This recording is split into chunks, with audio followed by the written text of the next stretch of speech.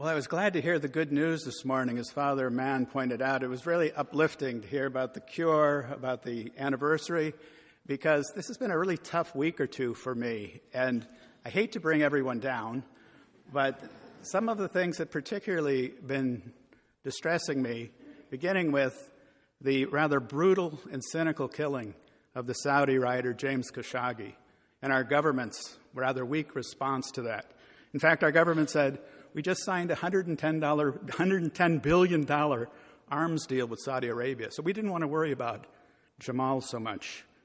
As chilling as the response is, the sale of $110 billion of arms is equally as distressing. Pope Francis has repeatedly condemned the arms race and the arms trade. And then I heard two further reports during the week. A report out of Yemen about the effect of the Yemeni war on Yemeni children. It said as many as 20 million children are going to be directly affected and devastated by this ongoing war. As bad as that is, I then went this week, I heard a lecture from Professor Ramanathan, the distinguished professor here at UCSD, and one of the leaders in climate crisis. He gave a report that said we have a very short window to change the world, or we are going to destroy the world. He said that within 13 years, unless something dramatically is done, we're going to see millions of refugees pouring across the world. We already had 66 million refugees and migrants this year. Imagine what it's going to be like with millions and millions more in the coming years. And then in our own diocese, we saw the face of hate at the parish of St. John the Evangelist. All of these things do cause me great deals of distress. I could go on.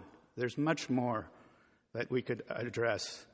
But how do we respond to this? How do we keep our sense of purpose and address? Well, today's readings give us one of the answers. Today's readings tell us, do not despair, but to respond to these things with love and with service, which is the theme this year of Newman, to love and to serve. It proposes a new model of authority, an authority that's quite different from the authority of this world. In the first reading, Isaiah says that there is a servant who through his suffering will justify many. And St. Paul tells us we have a high priest who is able to sympathize with our weaknesses because he has been tested in every way. And in the gospel, the message is that authority resides in those who serve the least, not in those who have power, but in those who serve the least. The two apostles, James and John, ask the outrageous question of Jesus. They say to Jesus, "Teacher, we want you to do for us whatever we ask of you." I mean, think about that. They want to sit at the right and left hand of God. And Jesus says, come on, that's not for you. And he asks them, can you drink of the cup that I drink, which is essentially the cup of suffering?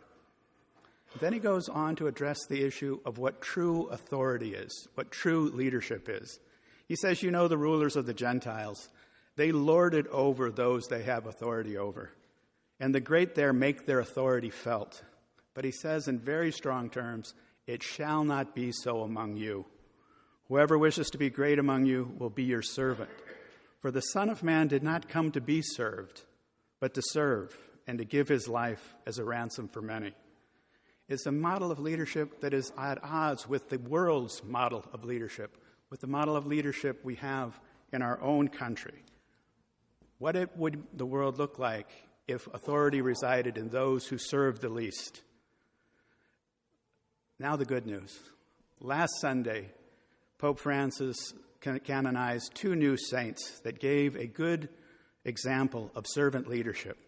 Pope Paul VI and Oscar Romero were both made saints last Sunday. Now, Pope Paul VI is probably most famous for his controversial encyclical Humanae Vitae, in which he reiterated the church teaching on artificial contraception. But that encyclical also affirmed the love of God for his creation and for the love of husband and wife and for family. All but forgotten in his life is the great job that Paul VI did in fulfilling the Second Vatican Council. Pope John the 23rd died after the first session, and it was Pope Paul VI that brought the council to its conclusion. And in that council, it redefined what the church is. The church was called the people of God, and it said, we are a pilgrim church, a church that is journeying through the world and trying to serve the world and love the world. It's a very different concept of church that came out of the Second Vatican Council, and Paul ushered that through. More forgotten is his very radical encyclical called Populorum Progressio, or On the Developments of Peoples. And in that encyclical, he stressed that the rich nations have a duty and a responsibility to care for the poor nations and to share their wealth with the poor nations, and for rich people to share their wealth with the poor. He wrote, "Today, no one can be ignorant any longer of the fact that in the whole continent, countless men and women are ravaged by hunger, disease, and despair." He says it's not enough just to eliminate hunger and to reduce poverty. He says, it is a question of building a world in which every person, no matter what their race, religion, or nationality, can live a fully human life, a life free from despair and despondency. And you may be familiar with the bumper sticker associated with Paul VI, and it comes from this encyclical: if you want peace, work for justice. So Paul, and this often is forgotten about him, stressed our servant, the need for us to be servants and to take care of those who are the least. His definition of servant leadership was surely taken up by Oscar Romero, the Archbishop of El Salvador. Romero's life personified the gospel that we read today. He served and gave his life as a ransom for many. As you many may know the story, Romero grew up in poverty in a rural village in El Salvador. He entered the priesthood and he rose through the ranks very quickly and became a very important figure in the El Salvador hierarchy. He was thought by many to be ideologically conservative, a friend of the rich and the powerful, aloof from the concerns of the poor. And the story goes that when he became Archbishop of San Salvador in 1977, his good friend and Jesuit priest Rutilio Grande, who worked intimately with the poor, was assassinated by the government. And the story goes that Romero experienced a profound transformation. And from that moment on, he came out and he began to speak for the voiceless. He spoke for those who confronted the government. He spoke for those that had disappeared. He spoke for all those that previously had not had a voice. He confronted the entrenched economic interests. The truth is that Romero always had a deep love for the poor, even before the death of Rutilio Grande. What Grande's death did was push him into the public sphere, so that he no longer just held these beliefs in private, but now he became a spokesman for the disadvantaged. For 3 years, he spoke for the people until his brutal assassination at the hands of the government. In his final public sermon, he pleaded with his country's armed forces and to end the oppression. He addressed the soldiers personally. He said to them, "Brothers, you are part of this same people. You are killing your own campesino brothers and sisters. But above any order, the law of God should prevail. No soldier is obliged to obey an order that is against the law of God. In the name of God, in the name of this suffering people, whose cries rise up to heaven more tumultuously every day, I beseech you, I implore you, I order you, in the name of God, stop the repression." Shortly after that, Romero was assassinated, and El Salvador fell into 12 years of civil war. But Romero, like Jesus, gave his life as a ransom for many. And like Paul VI, the key to Romero's servant leadership was he was a servant to all, and he loved the disadvantaged and the poor. I want to end with 2 stories about Romero.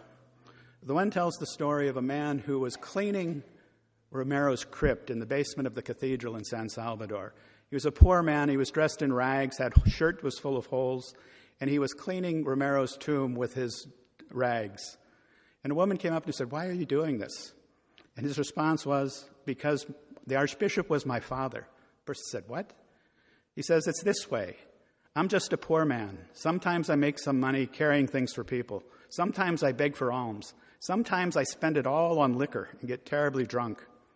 But I never get too discouraged. I had a father. The Archbishop made me feel like a person.